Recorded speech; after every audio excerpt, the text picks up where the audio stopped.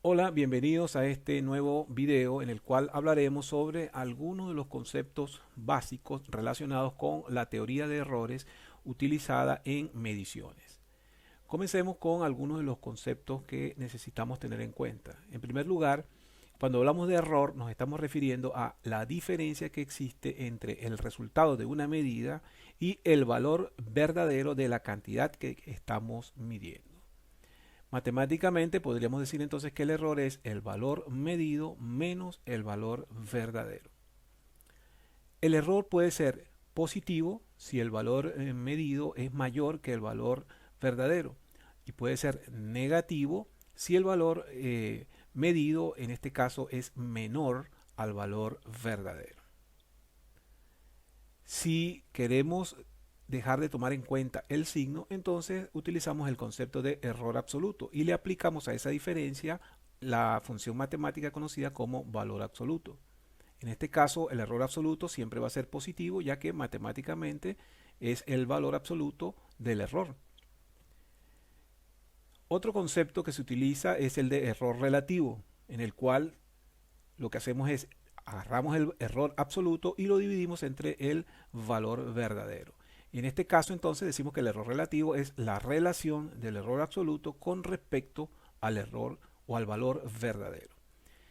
Y si a el concepto de error relativo le aplicamos la función porcentual, entonces hablamos de error porcentual. En este caso, el error porcentual es error absoluto entre valor verdadero multiplicado por el 100%. En este caso, entonces, hablamos de un error dado en términos de porcentaje con respecto al valor verdadero. Otro concepto a tener en cuenta es el de exactitud. En este caso hablamos de el grado de cercanía de un valor medido con respecto al valor real de la medición. Generalmente la exactitud se da en forma de porcentajes. Por otra parte está el concepto de precisión, que en este caso hablamos de el grado de cercanía de los valores de un conjunto de medidas en relación a un mismo punto. Los porcentajes de errores o desviaciones permitidas en diseños de instrumentación generalmente utilizan un tercer concepto conocido con el nombre de tolerancia. Es decir, la tolerancia es el error que se considera permitido en determinado dispositivo, elemento o sistema de medición. Veamos un ejemplo. Un instrumento tiene una exactitud de más o menos 1%. ¿Esto qué significa? Significa entonces que cualquier valor que midamos con ese instrumento estará incluido entre más o menos el 1% del valor verdadero. Quiere decir entonces que el valor que tomemos como medida podrá tener una diferencia de por arriba o por debajo el 1% respecto al valor verdadero. Un segundo ejemplo podría ser, por ejemplo, una resistencia de 100 ohmios que esté identificada con una tolerancia de más o menos el 10%. Esto significa que esa resistencia, al tomarla e incluirla en un sistema eléctrico, podría tener un valor real comprendido entre 90 y 110 y consideraríamos que la resistencia, de acuerdo a sus especificaciones, estaría funcionando correctamente, ya que si su tolerancia es más o menos el 10%, mientras su valor esté entre 90 y 110, se considera que ese elemento está funcionando correctamente. Un tercer ejemplo sería, por ejemplo, un voltímetro que mide 12,1 voltios, una batería en la cual consideramos que su valor correcto es 12 voltios. La pregunta acá sería entonces, ¿cuál es el error porcentual de esa medición? Fíjense que estamos partiendo de que el valor verdadero es los 12 voltios en la batería por especificaciones de diseño de esa fuente y decimos entonces que en el momento en que se hace la medición el voltímetro indica 12,1 voltios. En este caso aplicamos la ecuación de error porcentual. Fíjense que acá entonces tendríamos 12,1 que sería el valor medido menos el valor verdadero que es 12 voltios y este valor absoluto lo dividimos entre el valor verdadero que es 12 voltios. Todo este resultado que sería el error relativo, acá tendríamos error absoluto, luego todo esto sería error relativo, al multiplicarlo por 100% nos indica entonces que en esta medición se está cometiendo o se podría cometer un error de 0,83%, es decir, menos del 1%. Un cuarto ejemplo podría ser el siguiente. Realizamos un conjunto de mediciones con varios instrumentos y obtenemos los siguientes resultados, sabiendo que el valor verdadero es 12,45 voltios. El medidor 1, partiendo de que el valor verdadero es 12,45, este medidor arroja estas mediciones: 12,54, 12,35 y 12,25. Un segundo medidor, partiendo, como dije anteriormente, de que el valor verdadero es 12,45, arroja estas otras tres mediciones: 12,38, 12,37 y 12,38. Y un tercer medidor, valor verdadero 12,45, 12,44, 12,46 y 12,47. Y un cuarto medidor, esto. Quiere decir entonces que el 12,45, ya sabemos, es nuestro valor de referencia, que como dato fue indicado que es el valor verdadero. Entonces el medidor 1 tiene estas tres mediciones, el medidor 2 estas tres, y así sucesivamente. Vemos que entonces hay algún comportamiento que pudiésemos asociar en cada una de esas cuatro mediciones con los cuatro medidores. Por ejemplo, en el medidor 1 vemos que las medidas están un poco distantes del valor verdadero y son distantes entre ellas también. En el medidor 2 vemos que la medida está distante del valor verdadero, pero entre ellas están bastante cercanas. En el medidor 3 vemos que las medidas están bastante cercanas al medidor, pero no hay coincidencia entre ellas. Están cercanas, pero sin embargo podríamos decir que no hay una cercanía del todo entre las lecturas, a pesar de que están relativamente cerca al valor verdadero. Y en esta cuarta condición vemos que prácticamente están los valores cercanos al valor verdadero y también hay una cercanía entre ellos. Veamos qué representa cada una de esas cuatro condiciones. En primer lugar, al tener valores bastante retirados del valor verdadero y con diferencias entre ellos, entonces tenemos un instrumento que tiene menos precisión y menos exactitud. Es menos preciso porque hay discrepancia entre las tres medidas y es menos exacto porque está lejos del valor verdadero. Acá hay más precisión porque los valores entre ellos se acercan, pero hay menos exactitud porque estamos distantes del valor verdadero. En este caso hay menos precisión y más exactitud. Es menos preciso porque no estamos del todo cercanos al valor verdadero, pero o mejor dicho, es menos preciso porque no hay similitud entre los valores, pero es un poco más exacto que los casos anteriores porque se acerca más al valor verdadero. Y en este caso tendríamos la condición ideal, que sería mayor precisión y mayor exactitud, ya que no solo los valores prácticamente se acercan entre sí, sino que están bastante cercanos al valor verdadero. Veamos ahora la clasificación de los errores en sistemas de medición.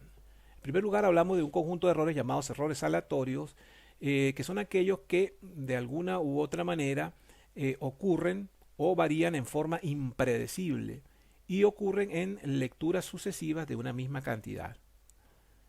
Hay errores llamados sistemáticos que básicamente permanecen constantes con repetidas medidas, y hay errores humanos que ocurren por fallas de las personas en el uso o en la toma de lecturas a través de los instrumentos. Veamos para clarificar cuáles serían esos errores aleatorios. El error operativo aparece cuando, por ejemplo, un operario toma medidas con una lectura de una aguja sobre una escala. En ese caso, la lectura tomada va a depender de la forma como el operario esté realizando la observación en la escala.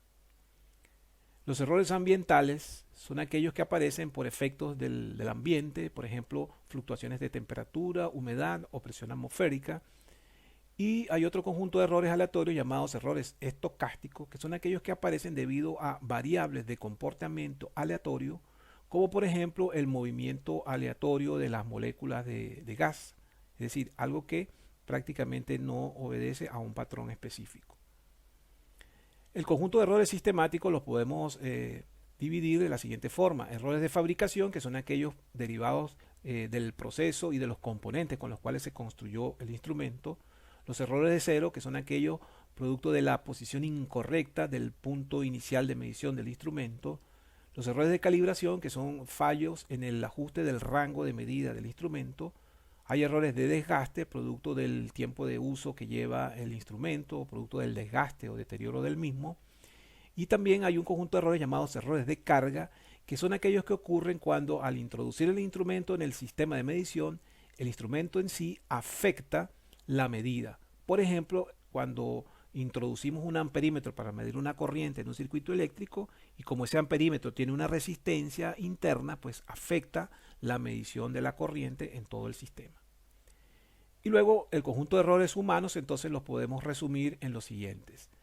Errores al realizar lecturas, errores al realizar un cálculo, aquellos errores producto del uso inadecuado del instrumento y aquellos errores producto de manipulaciones o ajustes incorrectos en el instrumento.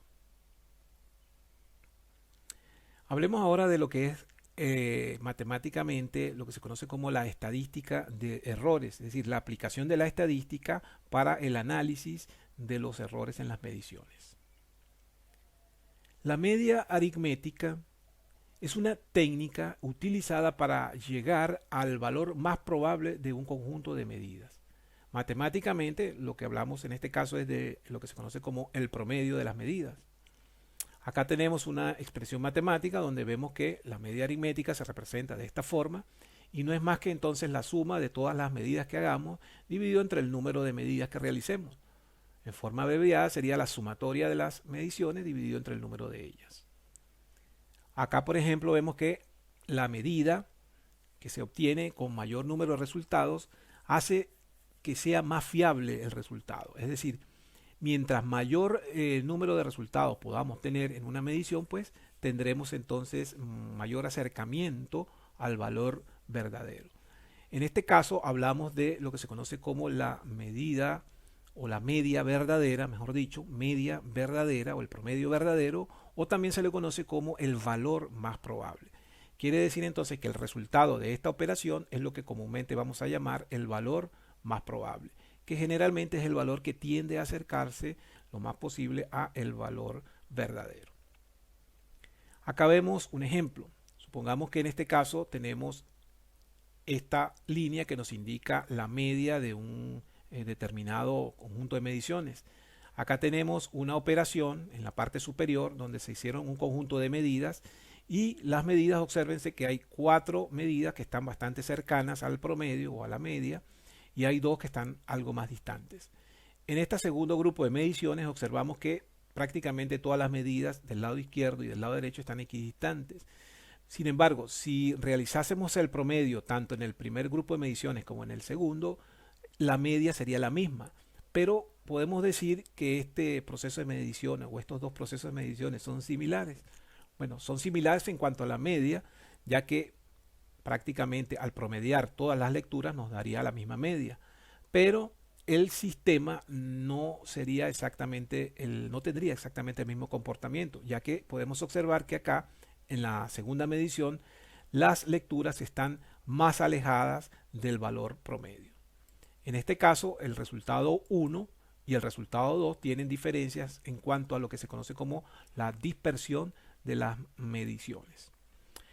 El valor medio, entonces, en conclusión, es una colección de resultados lo más cercano posible al valor verdadero.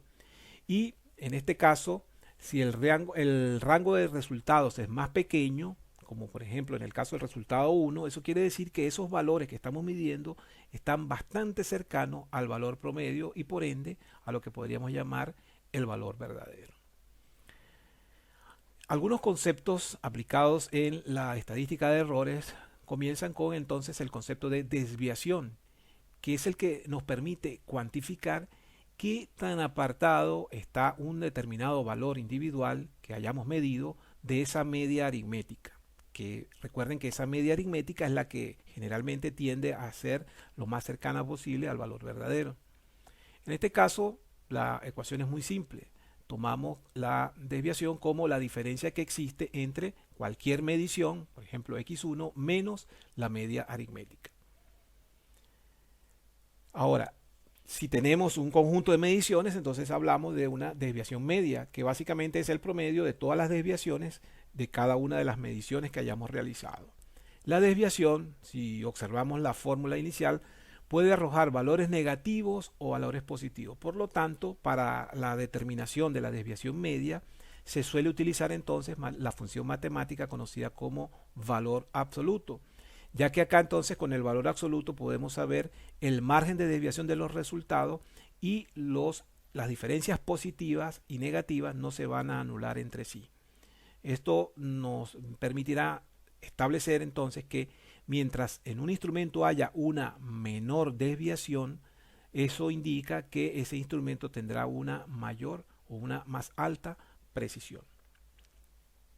Acá tenemos la ecuación de la desviación media, valores absolutos de cada una de las mediciones que hayamos hecho, dividido entre el número de mediciones, acá en forma resumida, sumatoria de los valores absolutos de las distintas desviaciones. Otro concepto estadístico que se utiliza es el concepto de desviación estándar.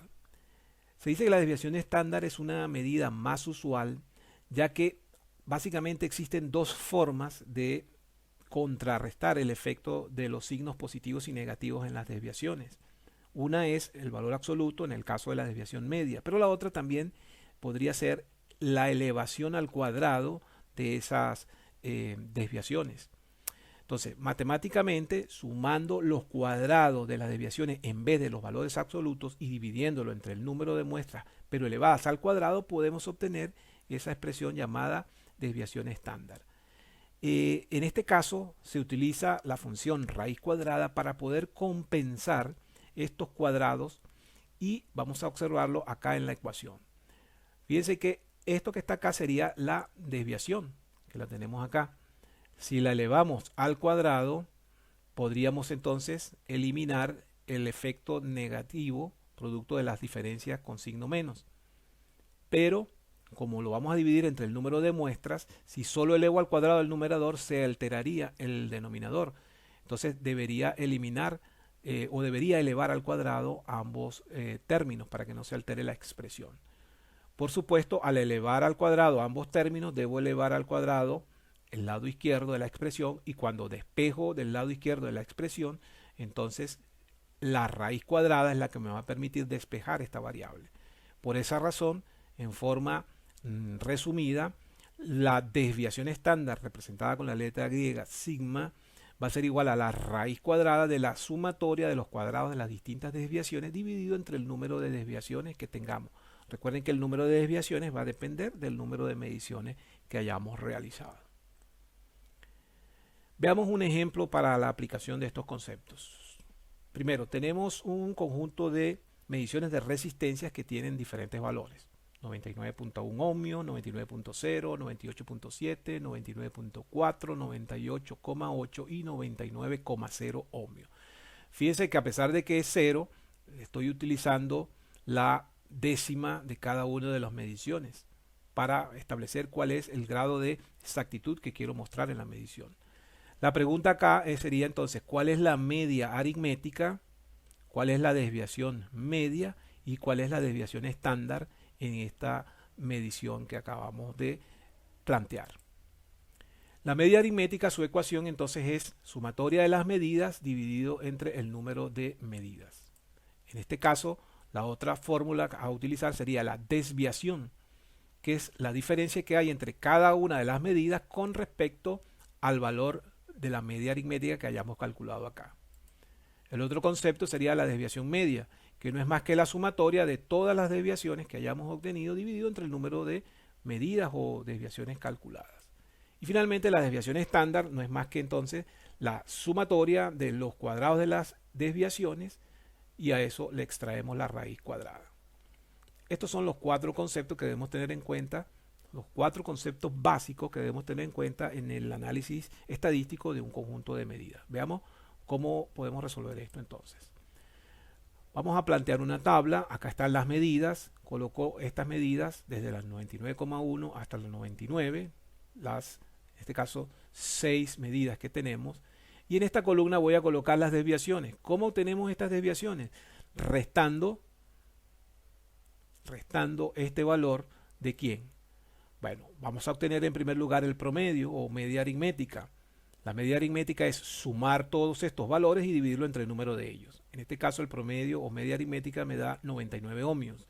Y luego entonces la desviación va a ser, aplicando esta fórmula, cada medida menos el promedio. 99,1 menos 99 me da como primera desviación 0,1. 99 menos 99, 0. Y así sucesivamente, restando cada una de las medidas con la media aritmética, voy a obtener la respectiva desviación de cada medición. Luego vamos entonces a obtener la desviación promedio. Según la desviación promedio en esta fórmula dice que sumamos todas las desviaciones y lo dividimos entre el número de ellas. Es decir, sumamos todas estas desviaciones y lo dividimos entre ellas, pero tenemos que considerar que es la suma de los valores absolutos. Por lo tanto, cuando hagamos esta sumatoria, los negativos no los vamos a tomar en cuenta, solo vamos a tomar las magnitudes. Sumamos entonces 0,1, 0,3, 0,4 y 0,2. Por supuesto, estas dos nos dieron desviación 0. Entonces sumamos todo eso y dividimos entre 6 y en este ejemplo puntual me da que el resultado son 0,17 ohms. Fíjense que la desviación y el promedio dependerán de la unidad en la que esté trabajando, en la medición que esté analizando. La desviación estándar, ¿qué será entonces? Tomamos cada una de las desviaciones que están acá y las elevamos al cuadrado. El cuadrado de 0,1 es este, el de 0,3 y así sucesivamente. Tenemos todos los cuadrados de las desviaciones, que básicamente es lo que representa el término de este numerador dentro de la raíz. Luego dividimos la sumatoria de estas desviaciones cuadráticas entre el número de desviaciones. En este caso son 6 y me da que la desviación estándar es de 0,22 ohmios. Aquí podemos entonces hacer una comparación entre la desviación media y la desviación estándar. Fíjense que la desviación media me indica una pequeña desviación, una pequeña diferencia con respecto a la desviación estándar. Eso quiere decir entonces que generalmente en análisis estadísticos se suele utilizar con mayor frecuencia la desviación estándar, ya que da un poco más de amplitud sobre el margen dentro del cual pudieran estar los valores que pueden ser considerados como aceptados. Más adelante haremos una aclaratoria gráfica con respecto al uso con mayor frecuencia de la desviación estándar respecto al de la desviación media. Veamos este segundo ejemplo. Vamos a dejarlo planteado para que, de acuerdo al procedimiento anterior, ustedes lo puedan analizar. A ver, se dice, se utilizan dos instrumentos para medir un capacitor o un condensador. En este caso, el capacitor se considera que su valor verdadero es de 8 microfaradios. Por especificaciones de diseño, catálogo o por alguna medición con algún instrumento de precisión, se sabe que ese es su valor verdadero, debería ser el valor de diseño. Entonces, la consigna es la siguiente: determine aplicando las estadísticas de errores. Estadísticas de errores serían entonces estos conceptos que tenemos acá: media aritmética, desviación, desviación media, desviación estándar. Dice, determine aplicando las estadísticas de errores cuál de los dos instrumentos es más exacto y cuál es más preciso si los datos arrojados en las mediciones fueron los siguientes. ¿Qué quiere decir eso entonces? Que se utilizó un medidor de capacitores 1 y un medidor de capacitores 2. Con el medidor de capacitores 1, estas fueron las diferentes medidas obtenidas. Con el segundo medidor fueron estas. Entonces nos piden que, de acuerdo a esos conceptos de estadística de errores, digamos, cuál de los dos es más exacto y cuál de los dos es más preciso. Recordemos que un instrumento será más exacto si el valor que arroja se acerca lo más posible al valor verdadero. Y un instrumento será más preciso si los diferentes valores que arroja siempre están lo más cercanos posible entre ellos, independientemente de qué tan cercano o no esté del valor verdadero. La estadística de errores entonces también nos permite establecer lo que se conoce como el error probable. El error probable es una forma estadística de estimar las posibilidades de errores aleatorios en un sistema de medición. La determinación de ese error básicamente se apoya en los conceptos estadísticos que hemos mencionado anteriormente, en la media aritmética, la desviación estándar y los valores medidos. Pero básicamente se hace a través de un análisis gráfico. Veamos esta gráfica, que es lo que se conoce en estadística como una distribución normal o campana de Gauss. Esta gráfica es una representación a modo de ejemplo en la cual se muestra que si este es nuestro valor medio, valor verdadero, valor más probable, o media aritmética, la distribución normal estadística o la campana de Gauss nos indica que si nosotros tenemos una medida que está comprendida entre una desviación estándar hacia la derecha o hacia la izquierda, esa medida estaría dentro de lo que se conoce como el 68,2% del conjunto de medidas aceptadas dentro de esa distribución normal. Si en vez de estar dentro de una desviación estándar, está dentro de dos desviaciones estándar, entonces estaríamos hablando de un porcentaje mayor, ya que a ese 68,2% tendríamos que sumarle este 27,2%. Veámoslo desde otra perspectiva. En el eje X, aquí tenemos nuestra media aritmética y entonces este primer corte del eje representa una desviación estándar. De acuerdo a las mediciones que hayamos hecho y al instrumento que hayamos utilizado, pues tendremos un valor de desviación estándar determinado. Luego entonces, en esta área debajo de la curva tendremos el 68% de los datos medidos y en este caso, al estar en la desviación estándar de la medida, se consideran que son pues, los datos más confiables. Luego, si ampliamos a dos desviaciones estándar, es decir, si nos vamos hacia la segunda zona, incluyendo la primera y toda esta segunda zona, entonces estaríamos hablando del 95,4% de los datos medidos. Por eso entonces la desviación estándar es más utilizada que la desviación media, porque la desviación estándar nos permite matemáticamente ubicar en qué zona estarán ubicados la mayoría de los datos medidos, bien sea el 68% o el 95% de los datos. El error probable, entonces, que es lo que queremos definir acá en este ejemplo, pues va a ser igual a 0,682 veces la desviación estándar. O, dicho de otra forma, el 68,2% de la desviación estándar. Eso quiere decir entonces que el error probable es la posibilidad de que los datos estén dentro de esta zona de datos de confiabilidad alta. También se dice que el error probable, es otra manera de definirlo, establece el límite de nivel de confianza. ¿Eso qué quiere decir? Que si nosotros tenemos un sistema de medición y los datos que arroja ese sistema de medición están dentro de esta zona, podemos decir que ese dato medido se considera con un alto nivel de confianza. Por eso entonces acá hablamos de que el error probable establece el límite de nivel de confianza de una medición en función de haber sido afectada por un error aleatorio. Quiere decir entonces que si hacemos una medición, por ejemplo, y hacemos 10 mediciones y 8 mediciones caen en esta zona, pero hay una medición que cae, por ejemplo, acá y otra acá, esas dos mediciones las podemos considerar como errores aleatorios que pueden ser despreciados y que no tienen un nivel de confianza para ser considerados en el proceso de medición. Veamos esto con un ejemplo para clarificarlo. Las medidas de la resistencia de un lote de resistencias determinadas son las siguientes. Acá tenemos 6, 5, y 10, un conjunto de 10 mediciones del lote de resistencias. ¿Okay? Tenemos acá 100,1, 101,0, o sea, agarramos una resistencia, se midieron y tenemos estos 10 valores.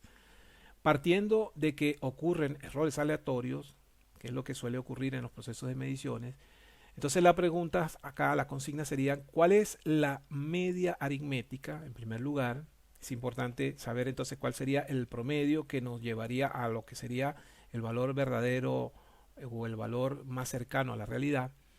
¿Cuál sería la desviación estándar para saber luego cuáles son los datos confiables y cuáles no? ¿Y cuál es la probabilidad de error de cada una de esas mediciones? Acá calculamos entonces, ya como lo hemos dicho anteriormente, la media aritmética, sumamos todas las medidas y la dividimos entre el número de ellas. En este caso me da 100.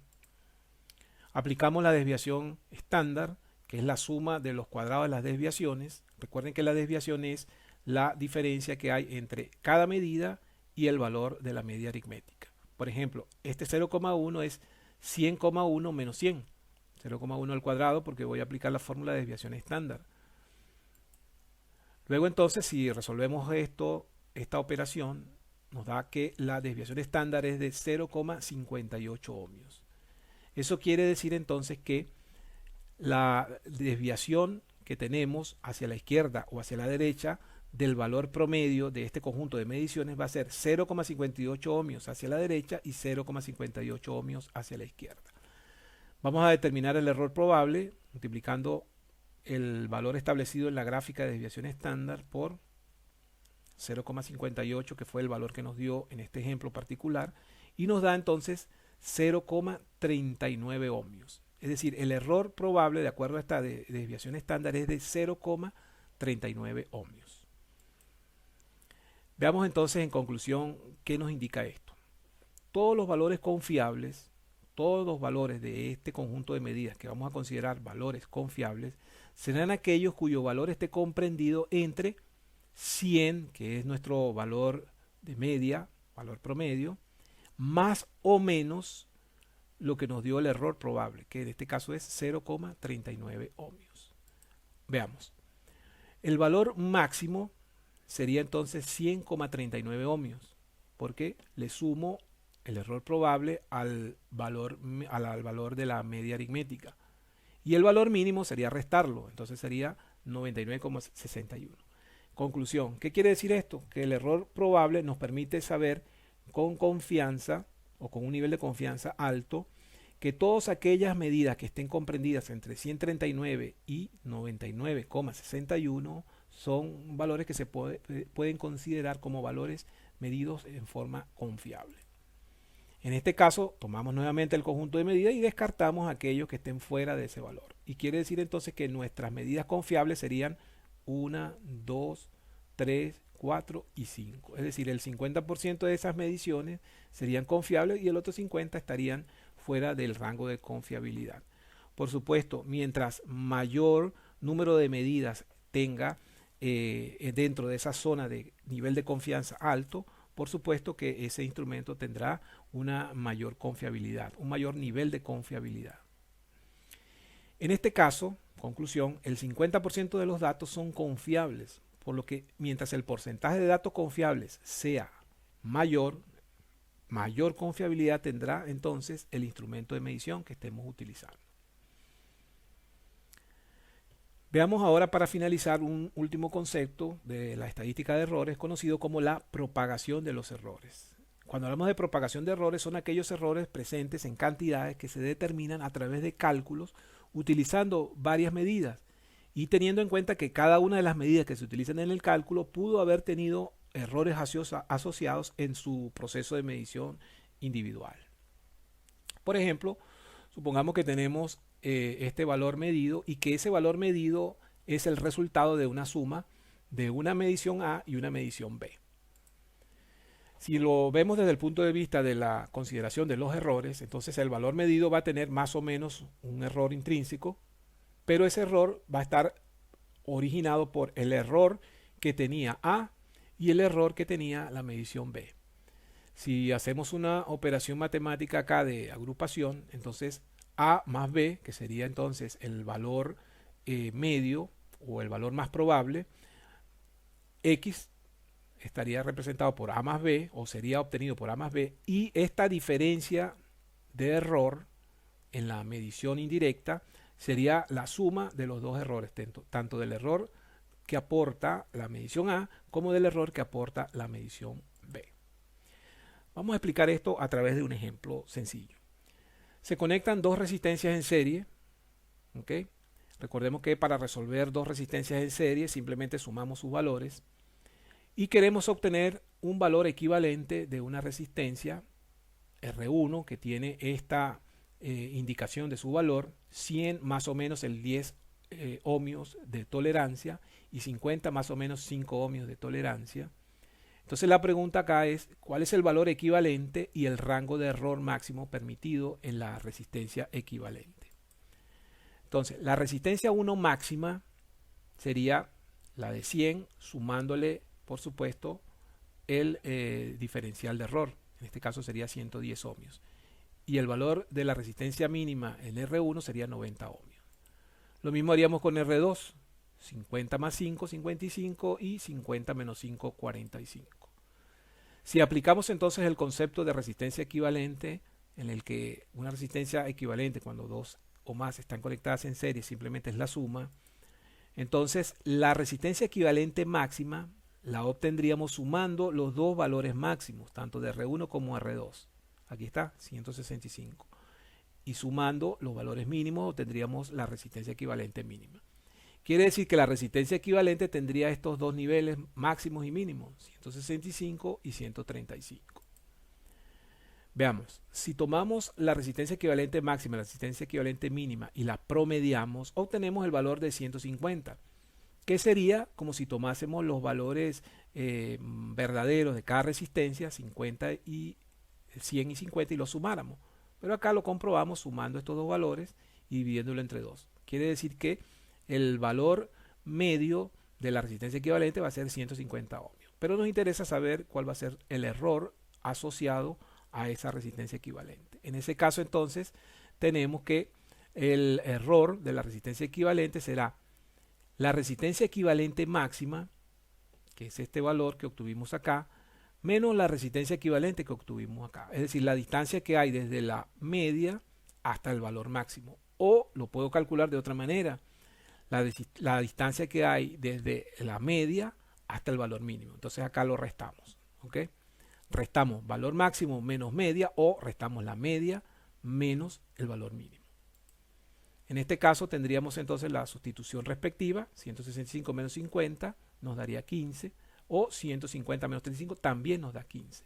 En conclusión, quiere decir que la resistencia equivalente la podríamos representar como 150 más o menos el 15 ohmios de error. Es como si hubiésemos agarrado entonces y dijéramos que la resistencia equivalente sería la suma de los valores medios o valores verdaderos y la suma de los errores, que es lo que hicimos acá. Veámoslo a través de otro ejemplo, la aplicación, pero con una variante al concepto. Se mide la potencia disipada en una resistencia de 120 ohmios que tiene un 10% de tolerancia. O sea, la resistencia, su valor nominal o su valor verdadero o valor real debería ser 120 ohmios, pero tiene 10%. Fíjense que acá no se dice 10 ohmios, se dice 10% de tolerancia. Es decir, esto es 120 más o menos el 10%. Tendríamos que sacar el 10% de 120 para saber más o menos cuántos ohmios están por arriba o por debajo la tolerancia de esta resistencia. Esa medición de la potencia no se hace con instrumento de medición de potencia, se hace una medición indirecta con un amperímetro para medir corriente. El amperímetro mide corriente, no mide potencia. Entonces, con un amperímetro que tiene un error, es decir, por diseño, el amperímetro, el instrumento que estamos usando, tiene un error de 1%.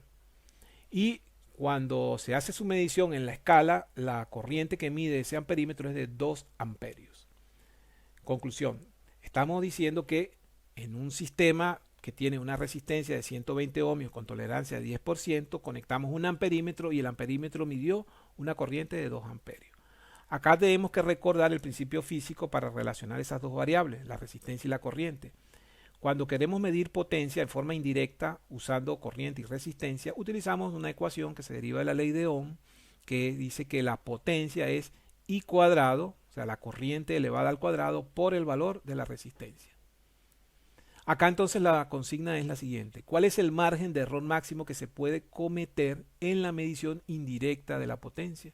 Es decir, vamos a ver entonces cuál es el error cometido al medir indirectamente la potencia utilizando un instrumento de medición de corriente que tiene 1% de error y una resistencia que tiene un 10% de tolerancia.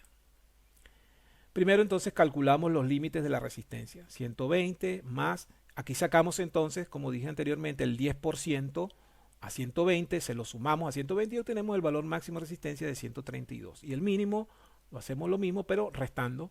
Quiere decir entonces que los valores máximo y mínimo de esa resistencia con esta tolerancia serían 132 y 208 y 108. Quiere decir que la resistencia, para que consideremos que sea confiable o adecuada a las especificaciones de diseño, debe estar comprendida entre 132 y 108. Por otra parte, el instrumento que se usó para medir la corriente, pues midió 2 amperios y su error es de 1%. Acá le sacamos el 1% a 2 y se lo sumamos a 2. Quiere decir que la indicación podría estar comprendida entre 2,02 amperios o entre 1,98 amperios. Luego entonces calculamos la potencia. La potencia máxima va a depender de los valores máximos, es decir, el error máximo que podemos cometer es cuando ocurrieran en algún momento las dos situaciones máximas, que sería cuando el instrumento se haya desplazado hacia la derecha o hacia la parte superior y cuando la resistencia esté en su condición máxima. Por eso acá entonces la potencia máxima la calculo con los 2,02 amperios elevado al cuadrado aplicando esta fórmula y los 132 ohmios. Y nos da este valor, 538,61 watts. Y la potencia, acá debe ser la potencia mínima, no máxima, sino mínima, sería 1,98, acá está, y 108, que es la resistencia mínima. En este caso la potencia da esto. Quiere decir que las potencias que pudiéramos medir indirectamente en ese sistema estarían comprendidas entre 538 y 423, 538,61 watts y 423,40 watts. Recordemos que las unidades ohmios, resistencia, amperios, corriente y watts, potencia. Aplicamos entonces el promedio para validar estos valores. Potencia máxima más potencia mínima dividido entre 2, hallamos el promedio y nos dice que nos da 480. Pero si ustedes realizan esta operación en sus calculadoras, se van a dar cuenta que acá les da 481. Y la pregunta es, ¿y por qué yo tomé 480? Bueno, fíjense, si observamos el valor nominal o el valor real de la resistencia es 120 y el valor nominal de la medición es 2.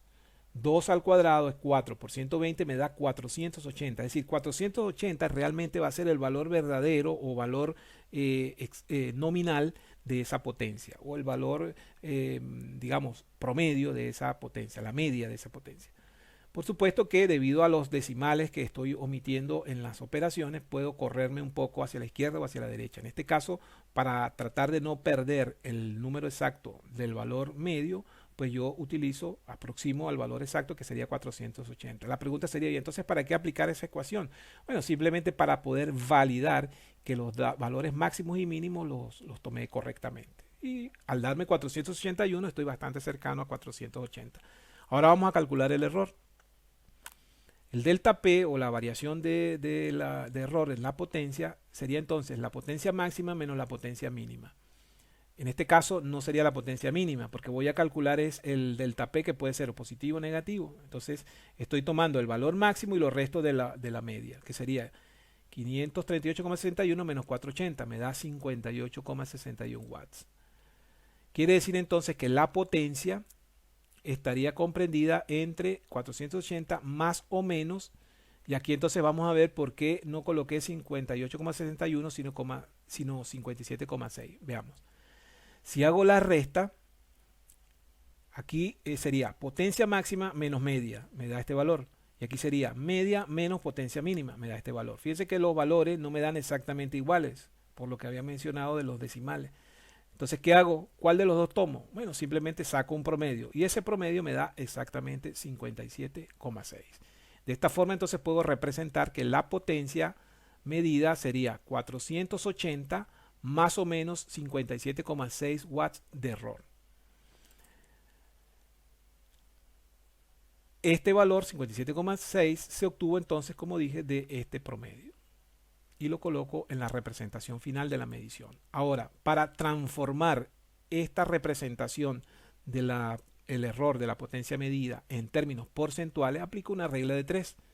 Si 480 watts son el 100%, estos 57,6 con los que estoy representando el error, ¿cuántos serán? Aplicamos esta regla de 3, 57,6% dividido entre 480 y me da 12%. Conclusión, la potencia que nos pedían que decía cuál es el margen de error que se puede cometer en la medición directa. La potencia sería entonces 480 en este caso específico, más o menos el 12%. Quiere decir que usando una resistencia con tolerancia de 10% y un amperímetro de error 1%, el error en una potencia con medición indirecta sería de 12%. Fíjense que no es entonces que agarre el 10% y lo sume y ya me da 11%. Me da diferente, me da 12%. ¿Por qué?